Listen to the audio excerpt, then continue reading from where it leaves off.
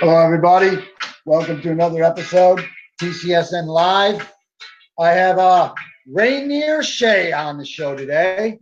We're doing this on the fly. We had some technical difficulties the other day, but he's ready to rock and roll. So I'm going to get him on here.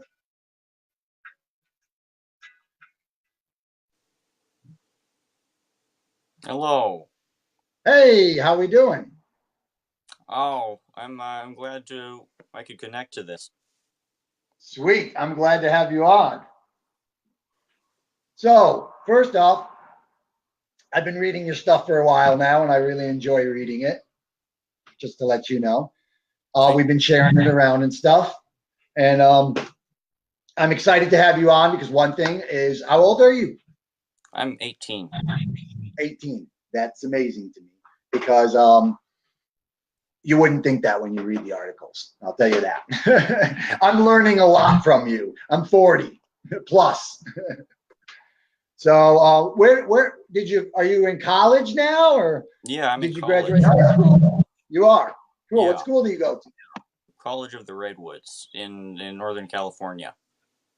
All right. Hold on one second to see if I get a microphone. We're having a feedback problem here. So Rainier, why don't you tell me a little bit about yourself? Oh, let's see. Well, first of all, I could explain how I got into this hobby, because it's really been a hobby of mine for the last 2 years. I haven't made any money off of it so far. Okay.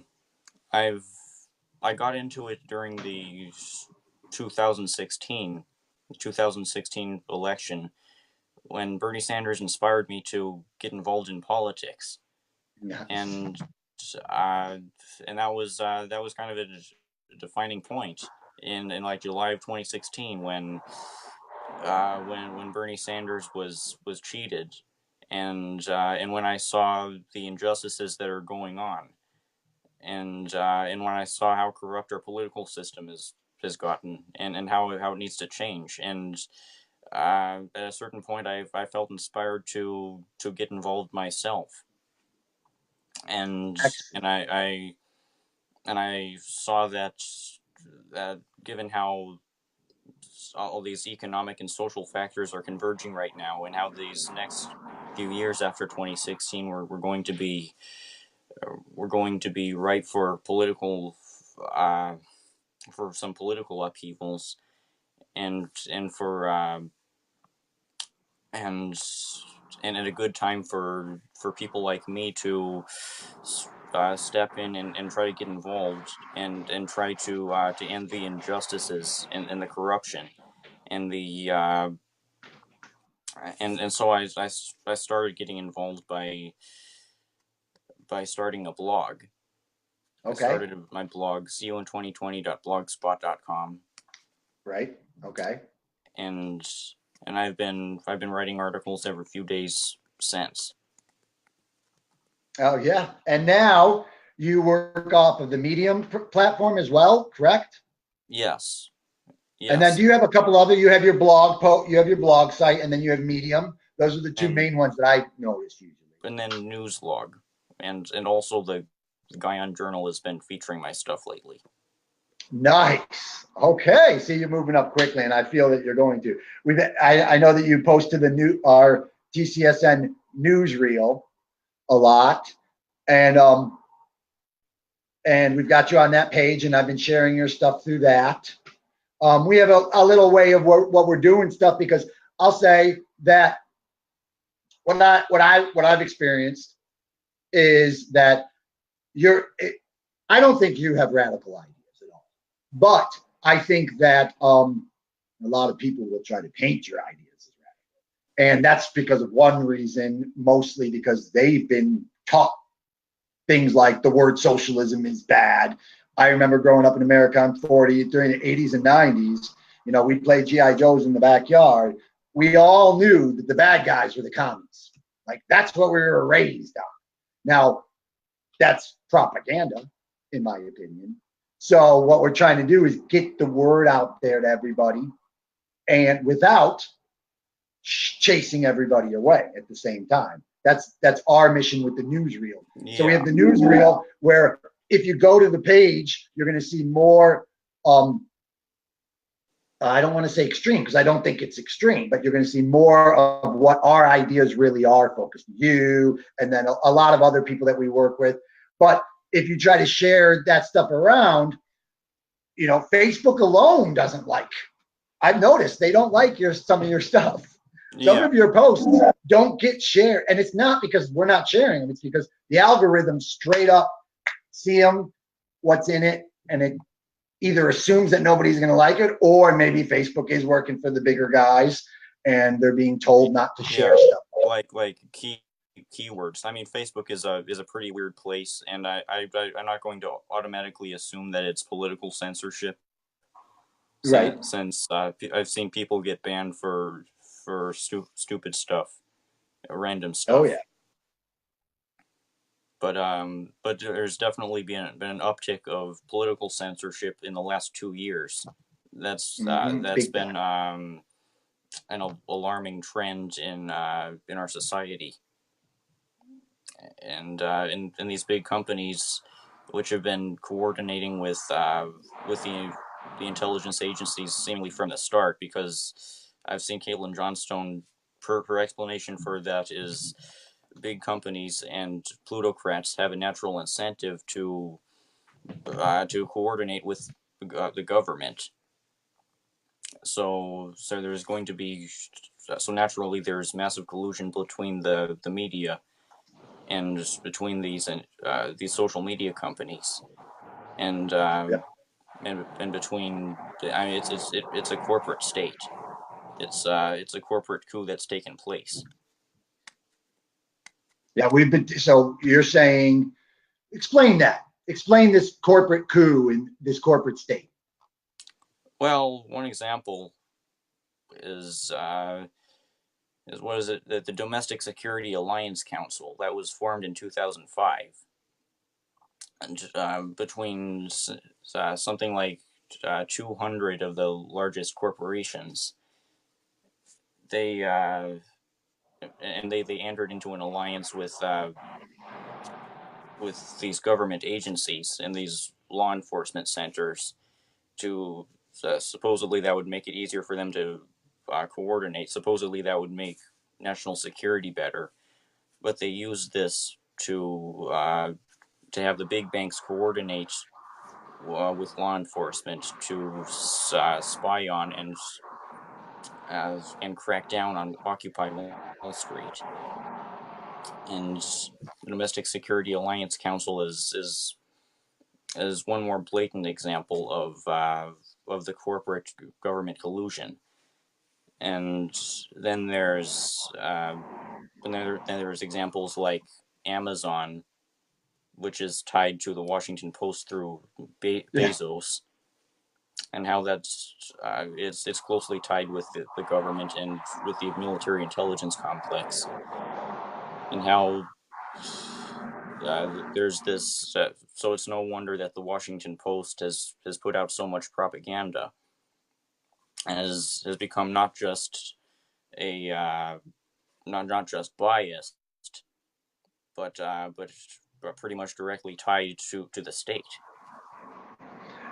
I feel you on that. I actually find it kind of ironically funny when people tell me that they don't watch Fox News, but they read the New York Times and the Washington Post. I'm usually like, I don't know what to say to that. The Jeff Bezos tie with the Washington Post and the CIA, correct?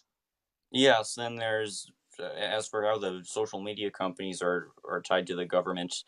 These companies have long been basically tools of the surveillance apparatus, since they've been making deals with these agencies to turn over people's data. And to the government. So they're giving. I was under the impression that Facebook, it sounds like in the media that Facebook and these other social media companies are fighting and not wanting to turn the information over. But then when I look at what's happening and the results of everything, it doesn't look like they're not doing it. It looks like they're following what the government's telling them. Now, you know, and these tech companies on the flip side could be just as scary as our government if anybody that's going to have that much power is somebody to worry about. Yeah. Yeah. So we've got the Washington Post, and they're parodying, or they're spreading propaganda, and a lot of it is military industrial complex stuff from what I see, pushing war, you know, like Syria, Yemen, every other war we're in. And you get the Democrats sounding like Republicans 20 years ago, saying we can't just pull out. It's not that simple. War is complicated. It's like, wow, weren't you saying no war in the 60s? And weren't the Republicans saying those exact things to you? And they don't realize that they're become right wingers themselves. Yeah, though there's rationalizations, like the main talking point has involved the Kurds, and how by pulling out of Syria, we're supposedly going to we're supposedly be going to imperil the Kurds, yet the Kurds can get help from Syrian and Russian forces, and then there's I mean there's so much hypocrisy around this. Like another talking point is that Trump is helping ISIS. Yet many of the people saying this have helped ISIS themselves. The U.S. has been helping ISIS for years because it's been a strategic asset. Now, did we? Al Qaeda and we didn't. I don't know. You might know this. I don't know. Did we form ISIS or no? Well, we definitely indirectly did with the Iraq invasion. Okay. And there have been. I don't know if it's maybe this is one blind spot in my research. I don't know if the United States deliberately created ISIS initially. Yeah, it's hard to find. I've looked for that, and I can't find anything. I know we funded. Yeah. Though apparently ISIS was originally a branch from the original form of ISIS was a branch from Al Qaeda, which the United States did create as part of another one of its strategic operations in the 80s by helping Bin Laden's organization to fight Russia. Yeah. Okay. Yeah, and of course the United States and its allies have provided arms and training for these terrorist fronts throughout the Syrian war. Yeah, and that to me is I'm a man of science, and to me, the journalist in me sees that, and the research I've done, this is an exact repeat. It looks like we're in Syria, and just like they said, we couldn't get out of Afghanistan and Iraq and all that stuff because of Al Qaeda. And now, do you think we're going to create another Al Qaeda type organization? I think the possibility is there. I think it's already maybe happening. Yeah, there's always going to be proliferation of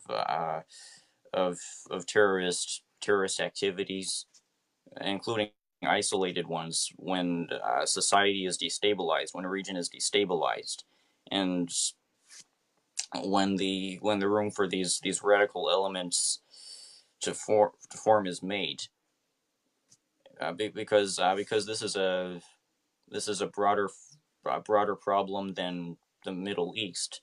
White supremacist terrorism, as Chris Hedges has laid out, is partly the result of these deteriorating social conditions and living standards, and the spread of working class misery.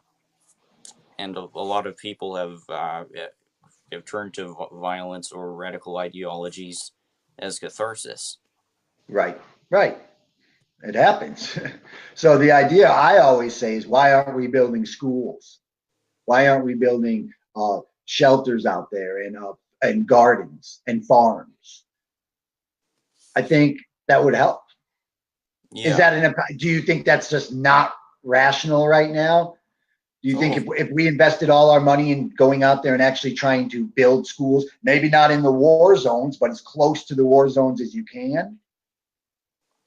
Ah, well, that would be that I'm sure something like that would help, but we don't want to turn this into a world view that says we can rule the world for good, that there can be some kind of good imperialism. That's Right. one problem I've seen with the foreign policy vision of Bernie Sanders, and Okay. how he's and how his vision is basically an improved form of American domination. And there's So even schools is trying. It's like Bob Marley. Don't let them fool you. Don't let them school you. Even if we did go out there and build schools, we'd be indoctrinating and teaching the way the Western world teaches. I'm not a fan of public schools here in America at all. I think they dumb us all down. That's a good point. That's a good point. So what's a good solution? A good solution. Well, for the vision of the world that I'm hoping for is for the united U.S. NATO empire to be dismantled, and for an eco-socialist society to be established, and for an international movement, a global movement to take place that that overthrows the capitalist apparatus within all these countries, and that creates reform in worldwide. I mean, there's because the ruling class in Russia and China and in India and the West, they all need to be gotten rid of for there to be just societies in these places. I do not support Vladimir Putin. I would not support him if I were in Russia. I only defend him because he's yet another target of the U.S. empire. There needs to be an international socialist movement that creates reform, that creates change worldwide. Okay. So what do you say to the people out there that say America is a capitalist country. We're a free country. If you take that away, we're going to become slaves to the government, for example. This is what they say. Well, how do you answer that?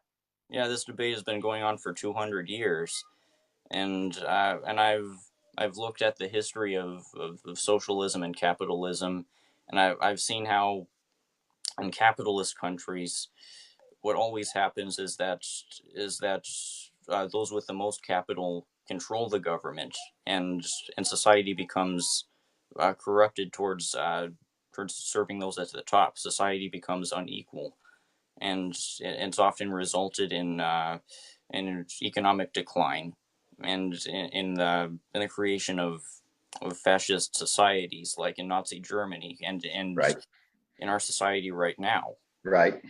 And as for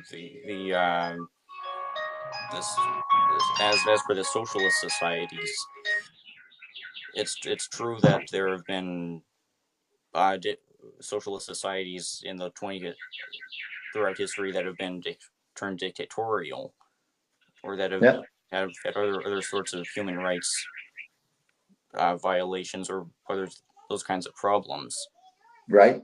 But does that necessarily mean that the socialist revolution will create a society like that?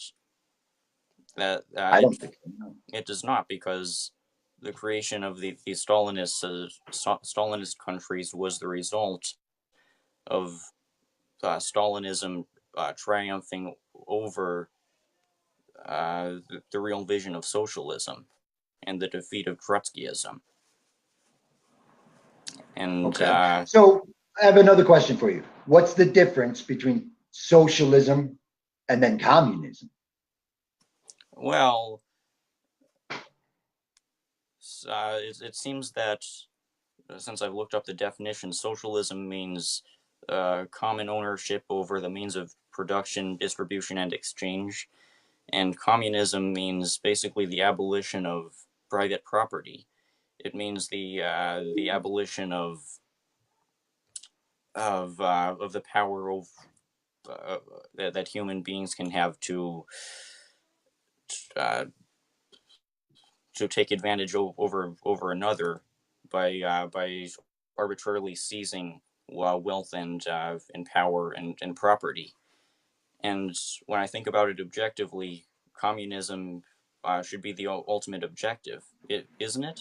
This radical change in society where exploitation isn't really possible. I'm not And sure. I don't Lenin know. said, when Lenin said that communism is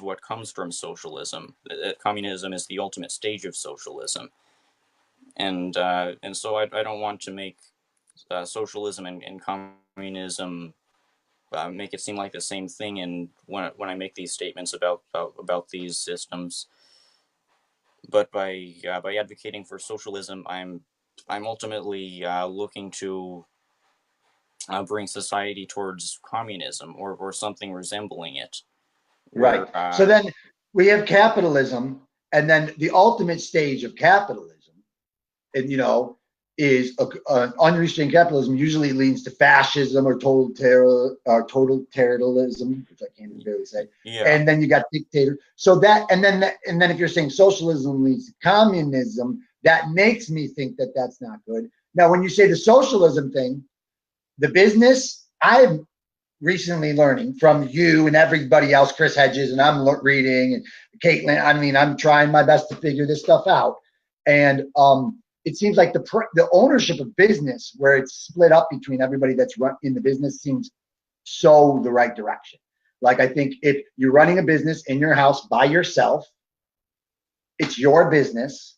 And if you want to make money and profit that, the second you start hiring people, it yeah, should be their business too. You shouldn't be hiring people and then be like in charge of them. I know this sounds weird to people, but if you're all making the decision together and the business is going to be better. And it's better for the environment and for the country if everybody's deciding together. Right now, when we have this unrestrained capitalism and corporate cronies what's his name, Bezos and stuff, like Burger King, McDonald's, Walmart, none of these companies are people, but they got rights like people, and they yeah, don't care about the United States in any way or form. Their bottom dollar is the bottom line is much more important than our country because they're not human beings. So if we were all running if everybody that worked for Walmart was running Walmart, I'm pretty sure yeah, everyone would be paid more. Our country would be better off, in my opinion. yes. This is what So I've. then I get scared. The last thing I want to say is I get worried, and this is where I need to learn more, is when you take away the right of ownership of everything. So then, like, I can't own my own house or my own. Now, I think we're going down the road where no one's going to have cars. Like, I don't think people should have cars. That's just where we're heading. And I know people get freaked out about that too, but that is where we're heading. So face the facts. Soon, everybody's not going to have a car. It'd probably be legal, or you have to have a certain license to drive a vehicle. Most things will be electronic cars will come to your door and pick you up. It'll be pretty nice, So it's technology. But then if I can't own my own house, corrupt government is where I worry. If we say Yeah. that you can't have a private schools, then are you thinking that we should have all public education? Hmm.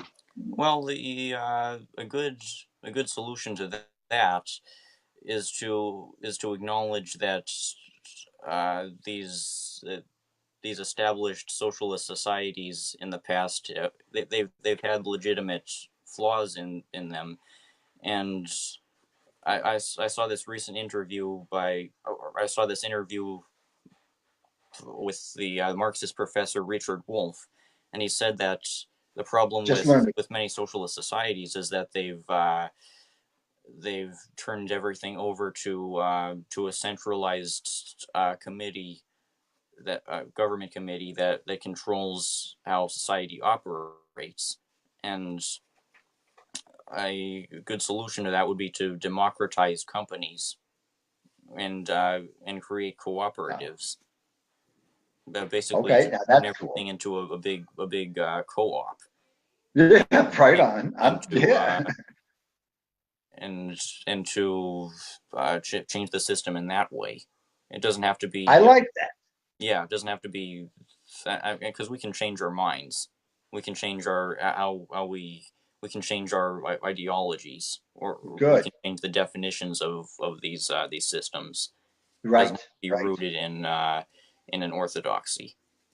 Okay, right. I feel that because I do worry about like I would never like even when they say right now I'm fighting for one of the top things I fight for you might know is Medicare for all. I think that today in this society in America that nobody here should go without Medicare for all. Everyone should get insurance, some kind of health coverage. But I'm also not ready to say that I think everybody should be forced to be on Medicare for all because it's the same thing as saying, oh, everybody should go to a public school system. Well, look in Oklahoma and all the states where the school teachers are out there protesting. The public school system are shit. Now, I think that we should have more money invested in public school systems. I think we should build more public schools. I think they're a necessity for the inner cities to get a chance to move out and get up in this world. But if it's all run by the government, we're going to have a really dumb nation. And then you got no challenging the ideas or the ways to teach. You know, I'm really into the school systems. I got 2 young kids. Teaching to the test is a complete capitalistic mess. And they're treating everybody the same. And they're saying everybody should learn the same things at the same times. And we're human beings. We're all individual. So in my idea, the public school system suck. You know, the Medicare isn't great. I think everybody should have a chance to get it. But I think we have to design a way to have challenging private organizations. At least that's where I've still come to. Like, that's what I've been taught. I'm ready to change my mind, but I have to see the evidence prove that there's another way. So what do you think about it? Yeah, well, that is an issue that I definitely are you basically saying that if we have universal health care, we need to make it so that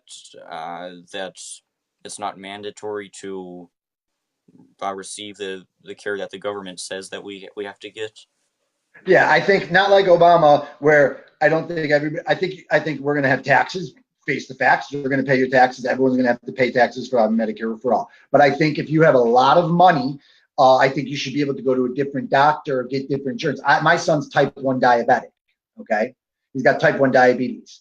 There's a huge problem with type 1 diabetes in America because the people that are running teaching our doctors are teaching our doctors still in the year 2019 that when you get type 1 diabetes, you don't have to change your diet. You just have to take the medicine, the insulin, which is going up in price. More kids are getting type 1 diabetes. There's so many lies behind type 1 diabetes because of the profit involved in it that more people are getting diabetes because they're told when you go right to the doctors and your son has diabetes, they say, don't worry, he didn't get it from the food he ate. He just got it because he's got a gene in him. And then those people go home and then their siblings come down with it too. And it's because they don't change anything in their diet. They don't change their lifestyle. But something's happening in America to make the rise of type 1 and 2 diabetes go up. But there's a huge lies and conspiracies hiding it all because they want to sell insulin and make billions of dollars. So I personally, I go to the doctors here and they tell me bullshit. They tell me food doesn't matter. They don't even know about glycemic index. They don't know that there's a difference between a banana and wheat and table sugar. They don't know any of that. A lot of doctors don't even have to go to any food nutrition classes. They're drug dealers. So personally, if I had more money, I'd be going to a really good private, like what's the word, like naturalist, food nutritionist. You know, but if you're saying if they're going to turn the whole government into the whole nation into government-run Medicare, then that's not going to be an option. Oh, I see what you mean now. Like sort of activist doctors or doctors who Homeopathic, homeopath or who Western and Eastern medicine, India, a lot of different things. Some of it's bullshit, some of it's pseudoscience, but that doesn't matter because that's the freedom of America for us to bring up pseudosciences and test them and see if they really are, because the mainstream medical fields call everything pseudoscience. Like they just disregard, like, okay, vaccines, for instance. Look, I'm not anti-vaccinations, but I also am not blindly pro-vaccination because there's so much money involved in it that there are problems with it. And I'm not saying don't vaccinate, but I'm saying do your research. And I'm saying that side, there's other things, type 1 diabetes, there's cancers. Look at the CBD movement. Look at the marijuana movement. That would have never been, possible if we didn't have hundreds of doctors getting on board in private clinics with the CBD first. If everything was Medicare for all, I think marijuana would still be legal. Yeah. Well, I totally agree. Since I don't want to make I definitely don't want to make mandatory vaccination part of Medicare for all. Right. And so I'm glad we're discussing right now the details of these policies that we want to implement. Right. And what the future will look like if our worldview wins out. Right. I really think Medicare for all is essential. It's one of my biggest things. I'm all for it, but I also realize that we have to make sure that people understand. And I think the other thing is it's going to be so much better because most people I talk to think right now that Medicare for all means everybody has to be on Medicare for all. Yeah. And I've seen nothing that says that. I don't think that that's what's going on. There's an option to opt out, and the majority of Americans favor the opt-out option. And I think that's a safety net for science. And I think it's very scary for us to be saying, like you said, what happens if all of a sudden it was all Medicare for all? And they said, yeah, you have to take vaccinations. That's scary, and not because I think vaccinations are bad, but forcing somebody to do anything is bad. So we need to address that. And I need to learn more from you because I think that we need to get away from this capitalist system. We need to change it completely. I just don't know what we're changing it into. Yeah. Well, let's see.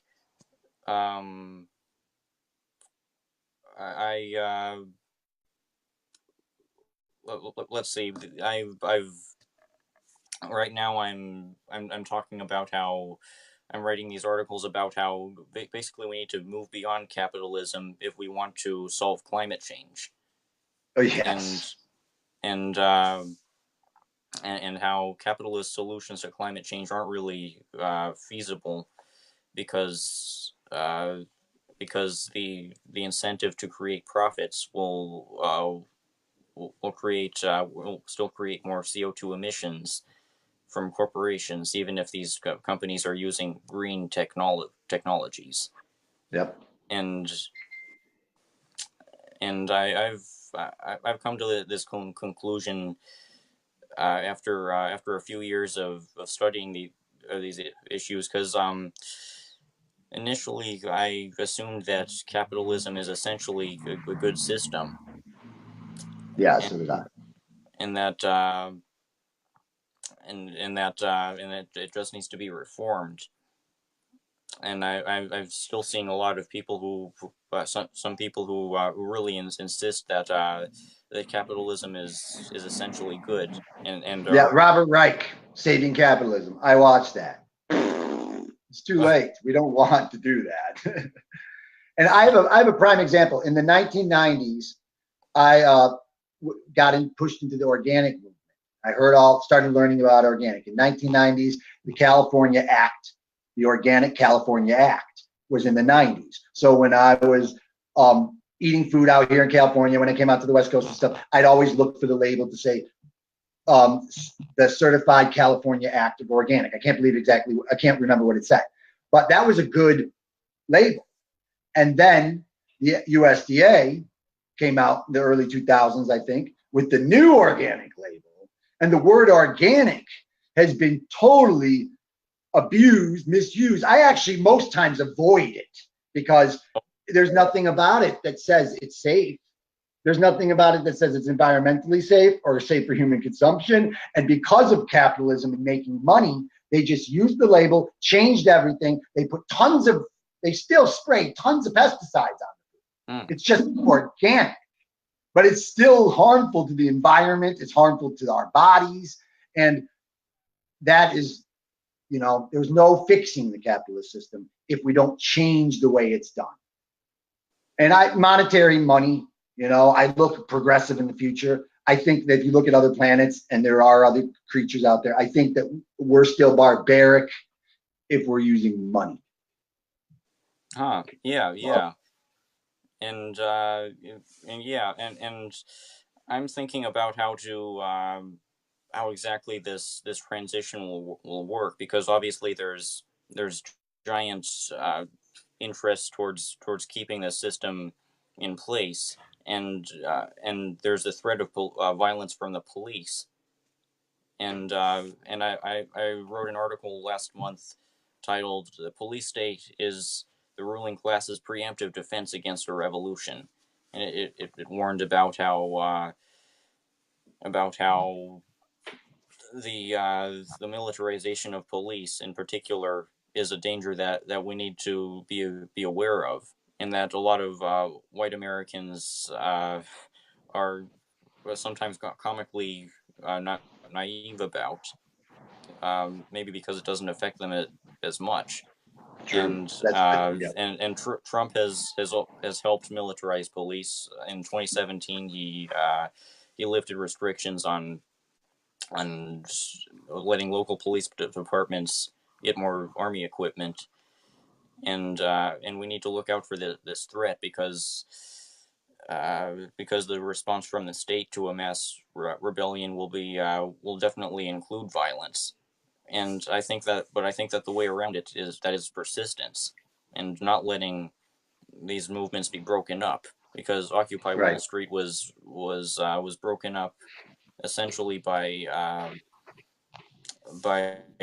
police intimidation tactics and mass arrests. And I wonder if that would happen again now. I'm thinking, is a society more ready for a successful uprising than it was in 2011? I think it is. And I think that our organizations are also stronger. So, I do have a point here, though. I do agree with that aspect, but I think one thing that we have working against us compared to before is the same thing that they do around the whole world.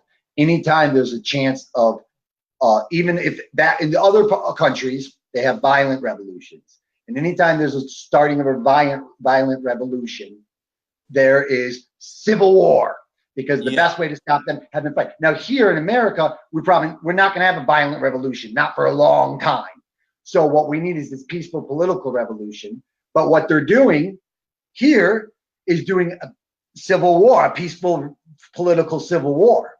So we're going through the same thing these other places are going through. It's just not the exact same. It's on a bigger scale and it's not violent, but people are still getting hurt, killed. I mean, it is actually violent.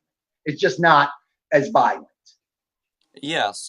I think what you're saying is that the state wants there to be violence from the protesters, because then it can respond. And the John Lennon quote, when you engage in violence, you're playing the establishment's game. The establishment wants to flick at your beard and get you mad. Then you get violent. Then they know how to deal with you. They can lock you up or shoot you. Yep. And that's the problem with a lot of the strains of Antifa and Black Bloc. Exactly. All of that. And then since they want to engage in violence without provocation, without need. And and so I don't think it's healthy to engage in these grandiose statements, as I've seen some engage in, about how people need to realize that that peaceful revolution is now impossible. The only solution is a mass storming and in mass destruction. But it's more complicated than that. I think we need to build these institutions for revolt. We need to build organizations like the Socialist Equality Party, or the and and organizations like the Democratic Socialists of America, which isn't as radical as I want, but No. To me, and the thing is, this has been a long 3 years. When I first 3 years ago, I thought that they were really radical, and I didn't even get to. Now I agree with you. They're like the bottom of it. We need to go further, more progressive than that. So I'm on the whole same page with you. I think I like the fact that you agree that we're trying to figure it out. We don't know the answers. We just know that we need answers, and we need huge change. And we need to, by doing that, we need to form organizations, groups. I've put it together, the Collective Social Network, all about it. We need to stand behind the politicians who are trying and back them up. We got to bash the ones who aren't. We have to dem-exit, dem-enter, both at the same time. And we have to start teaching people about socialism. And that's the biggest thing to save our planet. And I think that's why I have you on today. Oh yeah, because I'm trying to. I've lately been trying to move in that direction of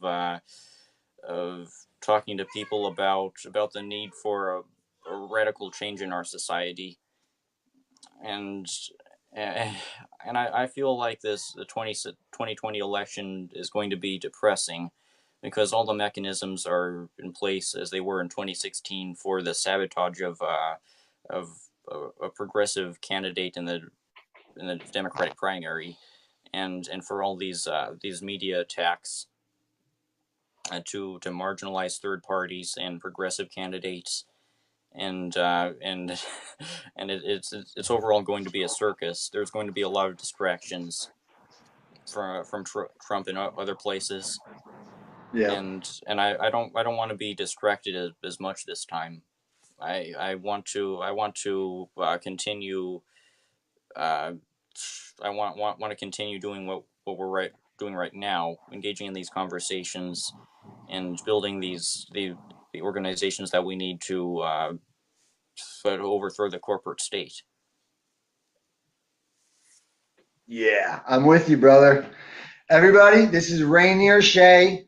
I really appreciate you coming on and talking. You guys can check him out on Medium. I'm going to put a link below in the comment section, or you can go right to the original post. See his articles, read his articles, give him some comments, like his stuff, and we're going to go from there. And everybody have a good day. Thank you very much, Rainier, for coming on. Yeah, thanks. It was not nice of you to sort of promote me and to let me and have a conversation with me on this video chat. Yeah, I really appreciate you coming on. And the other thing is, I would like to do it again in a couple months, and we can talk about where we've gone from now till then. Make it a regular thing every couple months. We'll touch base. Yes, sounds good. All right, keep writing those articles, brother. Yeah.